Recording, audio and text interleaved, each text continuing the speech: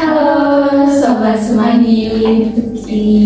Ya, kali ini kita akan bedah buku yang berjudul Akuntansi Keuangan karya Wati Aris Astuti dan Dr. Surti Kanti. Kali ini kita akan bahas bab mengenai laporan laba rugi.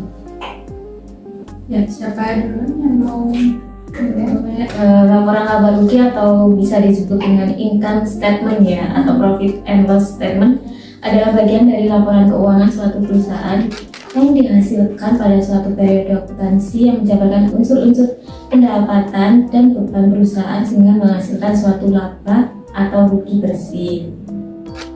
Tuh, ya tadi ya komponen-komponennya udah disebutkan tadi, kayak pendapatan, beban, tuh kita masukin di laporan itu biar bisa menghasilkan laba atau ruginya, kita tahu gitu ya. Terus mungkin fungsinya bisa menunjukkan performansi atau kinerja keuangan perusahaan gitu. Kita biar tahu gitu ya perkembangan perusahaan itu keuangannya gimana, atau pengeluaran kita atau pendapatan kita itu bagaimana gitu. Selanjutnya ada manfaat laporan laba rugi ya. Yang pertama ada dapat memprediksi arus kas. Di sini laporan laba rugi bermanfaat bagi investor untuk memprediksi jumlah, waktu, dan tingkat kepastian aliran kas yang akan datang. Nah, selanjutnya ada seperti yang disampaikan Mbak Rita, tadi, mengevaluasi kinerja manajemen. Jadi laporan laba rugi itu sebagai indikator keberhasilan manajemen, dapat digunakan sebagai indikator keberhasilan manajemen dalam memanfaatkan sumber yang pengelolaannya dipercayakan kepada mereka.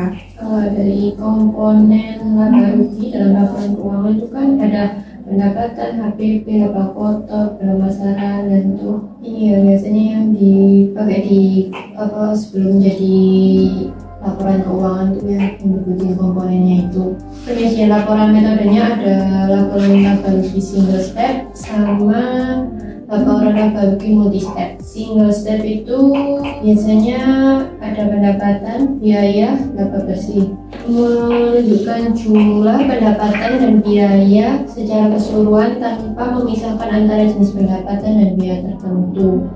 Kalau yang multi step ini memisahkan antara jenis pendapatan dan biaya tertentu menjadi beberapa kategori sehingga dapat memberikan informasi yang lebih detail mengenai kinerja keuangan perusahaan.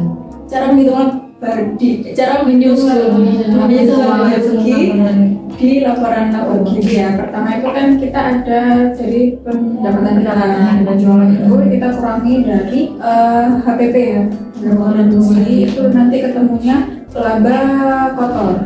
Betul. Masih laba kotor itu dikurangi yang tadi komponen yang disebutin tadi, beban operasionalnya, lalu ketemu pajak ya sebelumnya ya, nanti akhirnya terakhir ketemu laba bersihnya. Keterbatasan laporan laba rugi di sini, laporan laba rugi itu hanya melaporkan jumlah laba yang dapat dikuantifikasikan, misalnya tidak melaporkan kecakapan para pegawainya.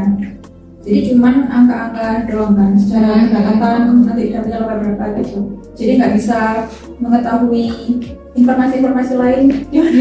Ya kita cuma tahunya angkanya gitu ya. Kita nggak tahu misalnya si anak itu rajin kerja atau enggak itu cuma kita cuma menghasilkan angka doang, aktivitas perusahaan itu.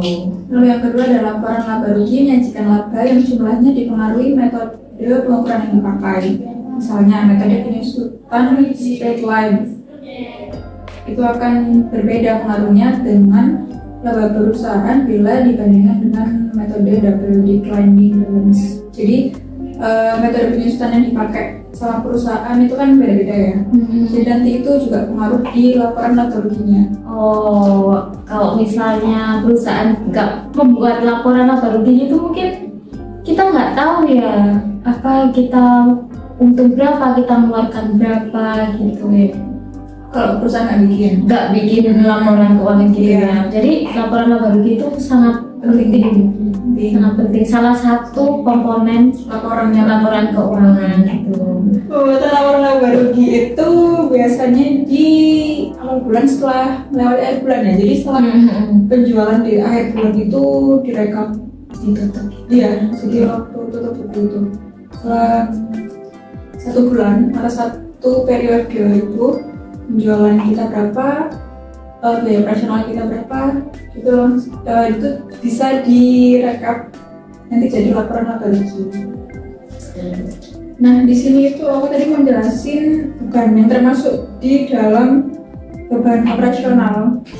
Itu di sini ada terbagi dari selling expense pertama atau biaya penjualan ya. Ada sales salaries, advertising expense atau biaya iklan, delivery expense, untuk pengiriman. Ada biaya operasional yang tuh kayak gaji, terus ada misalnya beli peralatan kantor, operasional yang dikeluarkan dalam 1 bulan itu masuk di biaya operasional yang mengurangi laba kotor tadi untuk mendapatkan laba bersih.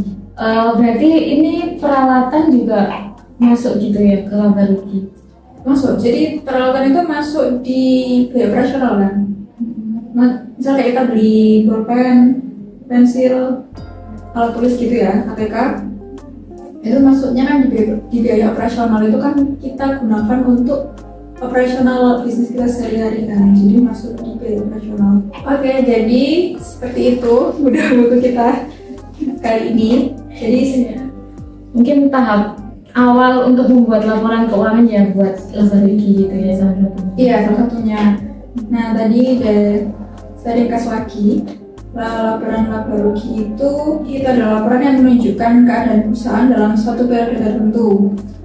Nah, lalu ada manfaatnya, tadi ada dapat memprediksi arus kas dan mengevaluasi kinerja manajemen juga. Komponen-komponennya ada pendapatan, dikurangi dengan HPP, terus habis itu dikurangi lagi sama beban operasional supaya kita mendapatkan laba bersih perusahaan. Semoga bermanfaat untuk kalian yang sedang belajar tentang laba rugi. Sampai bertemu di episode selanjutnya.